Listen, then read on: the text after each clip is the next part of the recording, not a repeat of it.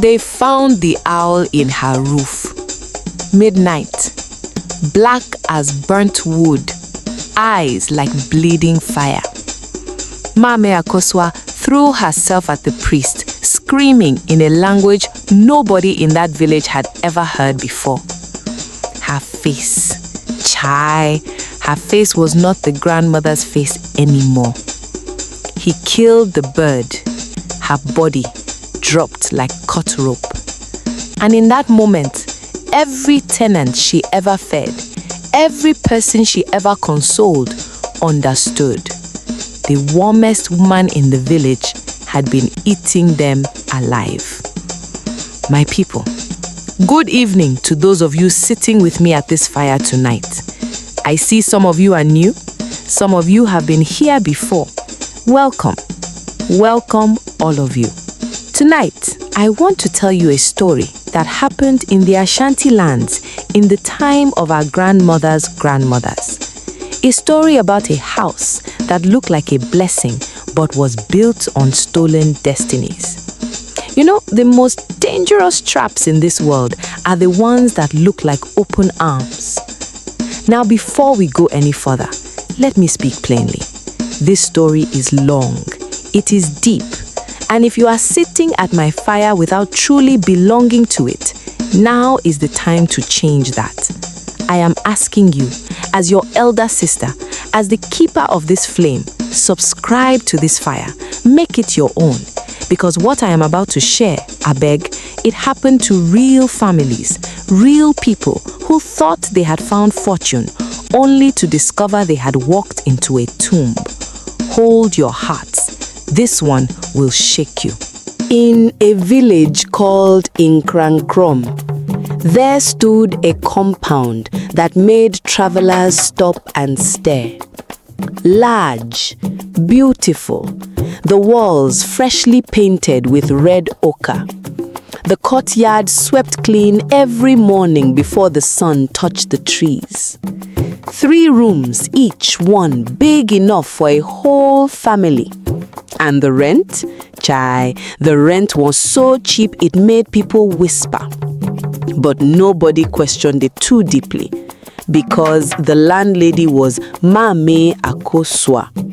And Maame Akosua, my people, that woman was beloved.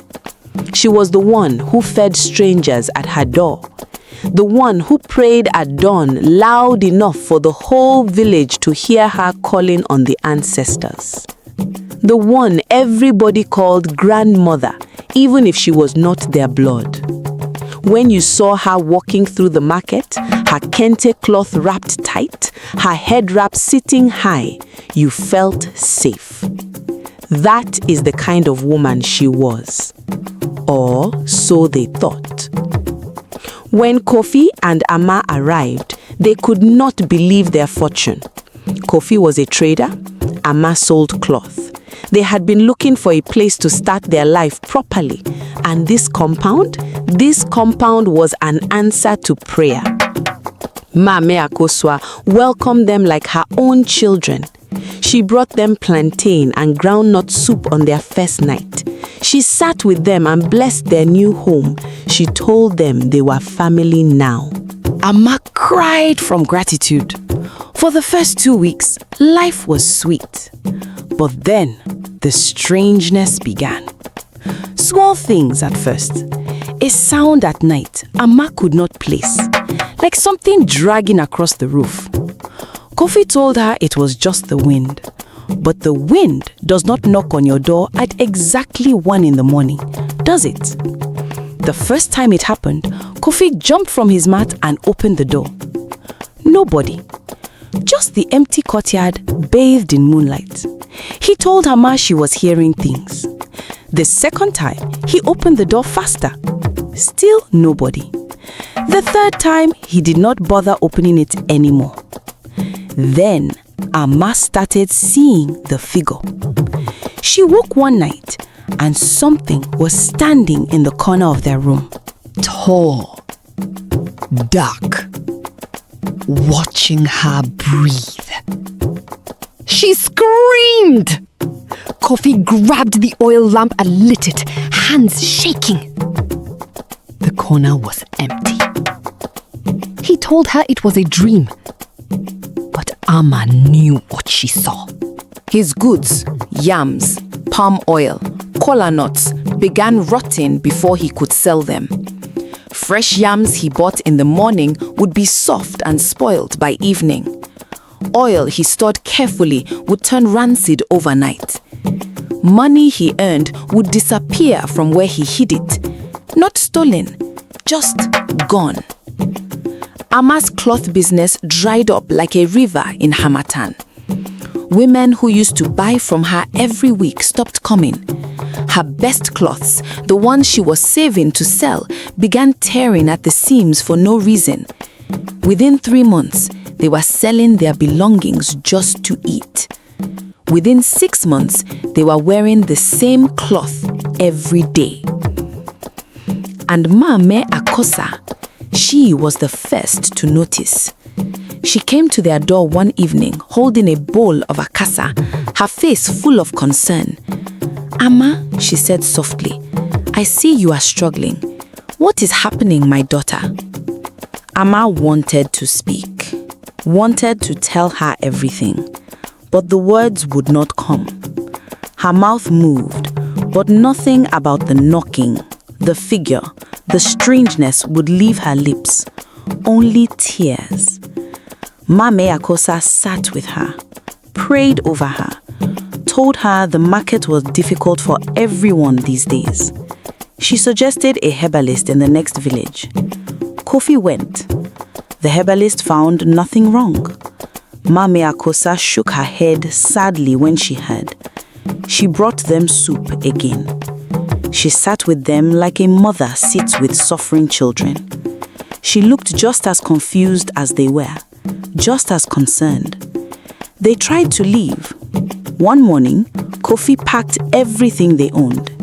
They walked to the road together. Amma blinked and found herself back at the compound gate. She did not remember turning around. She did not remember walking back. But there she was, standing at the gate, their belongings still on her head. They tried again, this time separately. Kofi walked out alone. He made it to the next village, but when Amma tried to follow an hour later, she found herself back at the gate again. They did not understand. Nobody told them the rules.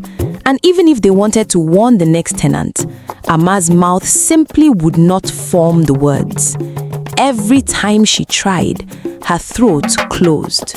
So they stayed, trapped, broken, wearing rags now where they used to wear fine cloth. And Maame Akosua kept coming, kept bringing soup, kept sitting with them and eating nothing herself, kept shaking her head at their misfortune.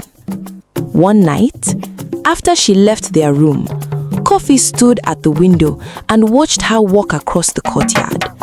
And he noticed something strange. Above her compound, in a tree that no bird ever landed on, in the dark, 2 red eyes opened slowly. He blinked. They were gone. He told himself he was seeing things, but deep in his chest, something told him he was not. Kwabena arrived 6 months later. Young, ambitious, a craftsman carrying his tools with the kind of pride that comes from knowing your hands can build anything. Maame Akosua welcomed him like his son. Kofi and Amma watched him move into the second room. Something in their eyes wanted to speak, wanted to warn him. Their mouths stayed shut. Kwabena's horror came faster than theirs, as if the house had grown hungrier. The first night, he heard his name called outside his window, in his dead mother's voice. "Maame," he whispered, "is that you?" He ran outside. Nobody, just the empty courtyard and the moon. By his first week, the chest pressing began. He woke in the middle of the night, completely paralyzed. something heavy and invisible sitting on him. The room ice cold despite the warm night. He could not move, could not scream, could only lie there, eyes wide, feeling something breathe near his face. It lasted until dawn. Then one night, Maame Akosua came to him in a dream, warm, smiling, holding a wooden bowl filled with something dark and steaming. "Eat," she whispered. "You are my child now. Eat." He opened his mouth in the dream. She fed him. It tasted like ash and blood.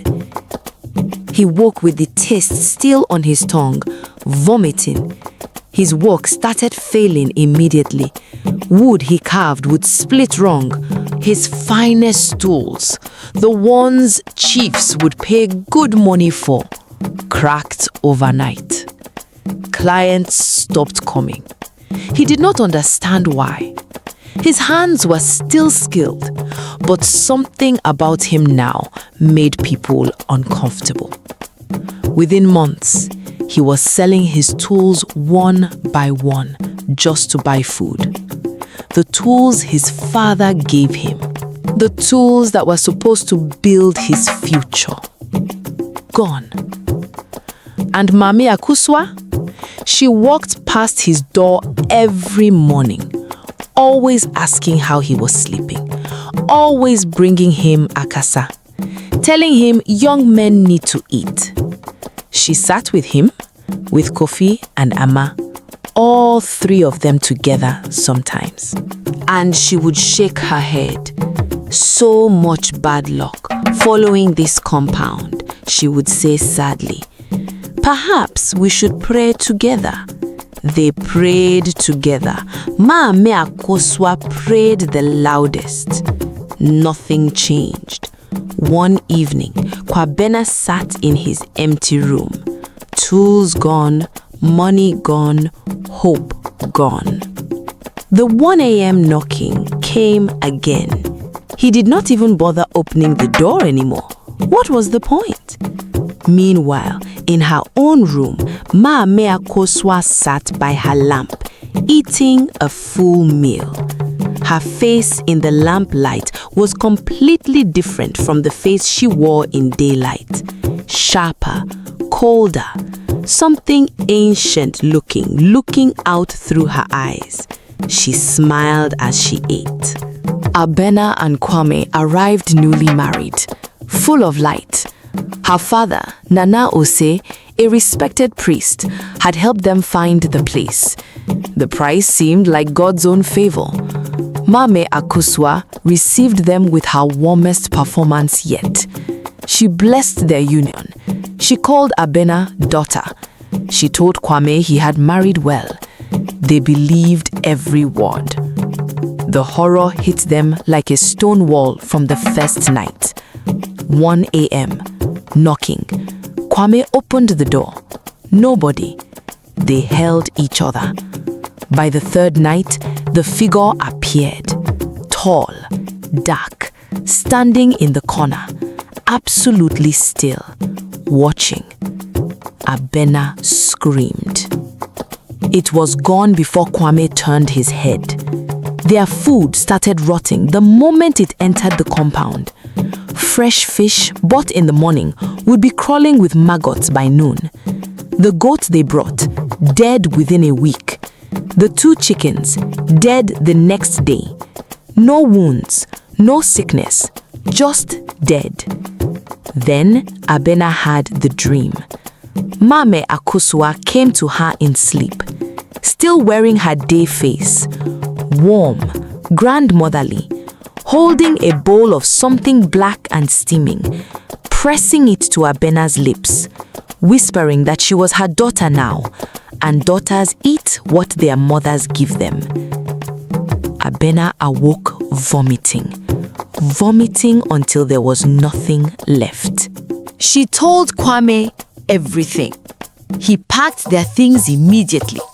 They walked to the road together. Abena blinked, and she was back at the compound gate. They tried again.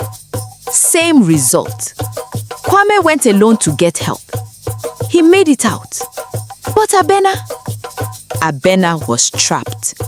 Alone. Now listen, my people, let me pause here for just a moment. If you have been sitting at this fire, listening to this story, but you have not subscribed yet, you are like a person eating from another man's pot without greeting the owner. I am asking you now, subscribe. Make this fire your own. Because what happens next, I beg, you will need to be sitting down properly to hear it. Now, back to Abena, alone in that compound. The owl's sound came every night at 1 a.m. She never saw it, but she heard it. A sound that was not a bird sound. A sound that froze the blood. Her name was called in Kwame's voice from outside her window. She knew he was gone. She did not open the door. The figure appeared every night now, closer each time, standing at the foot of her mat, then beside it, then leaning over her. She stopped sleeping. And Maame Akosua, she came every morning with food, with comfort, with prayer, the most attentive she had been to any tenant. Abena began to feel something was deeply wrong about this woman's attention, but she could not name it. One morning, after Maame Akosua left, Abena stood at her door and watched the old woman walk away, and she noticed something. No birds ever landed near that woman, ever. Even when she scattered grain, the birds would not come. Abena's skin went cold. Kwame reached Nana Ose and told him everything. The old priest went completely still, in a way that frightened Kwame more than anything in that compound. He did not speak for a long time. Then he rose, went into his consultation room, and what the spiritual forms showed him, what the ancestors revealed, turned his face to stone. He saw it all, the owl, the stolen glories, the house rules, the 8 children Maame Akosua had buried, all of it. He went to the compound the next day, alone, in broad daylight. He greeted Maame Akosua warmly, accepted her tea, sat with her like an old friend. She suspected nothing, but he was watching everything, seeing what living eyes could not see. He found the corner where the owl hid, a dark space in the roof beams above her room. He said nothing. That night, he went to her in the spirit world, entered her spiritual space directly, confronted her. "Release my daughter," he said plainly. "Release her and her husband." She laughed at him. "Your daughter ate from my bowl already," she said.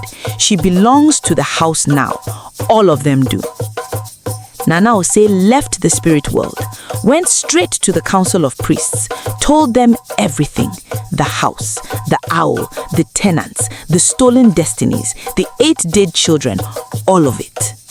The council went silent. Then they began to prepare. The next morning, Maame Akosua walked through her compound, bringing Abena breakfast, humming a song, completely unaware that a ring of priests was already moving toward her village. They arrived at night, the priests, 7 of them. They did not knock. The moment they entered the compound, the air went cold. Every tenant woke up at the same time without knowing why. The priest went straight to Maame Akosua's room. She was awake. She had felt them coming, but too late. The confrontation was not loud. It was terrifyingly quiet. She tried her warm grandmother face, smiled at them, called them brothers. It did not work. These men had seen what she was. One priest, the youngest, climbed into the roof space above her room. And there it was, the owl. Black feathers, red eyes, screaming in a way that was not a bird sound. A sound that made the walls shake. Maame Akosua threw herself at him, screaming, not to touch it. Her warm face was completely gone now. What was underneath? Chai. What was underneath was ancient, terrible, something that had been feeding for decades. He grabbed the owl by the neck. She collapsed to her knees, begging, screaming in a language older than the village itself. He wrung its neck. The owl died. Maame Akosua collapsed. And in that moment, everything rewound. Every bowl of soup she brought, every prayer she prayed over suffering tenants, every consoling hand she placed on a crying wife, every concerned shake of her head, all of it was the predator tending its prey.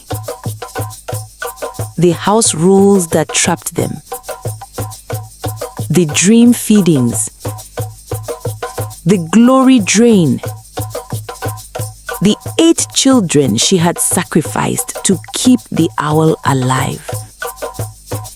All of it was her.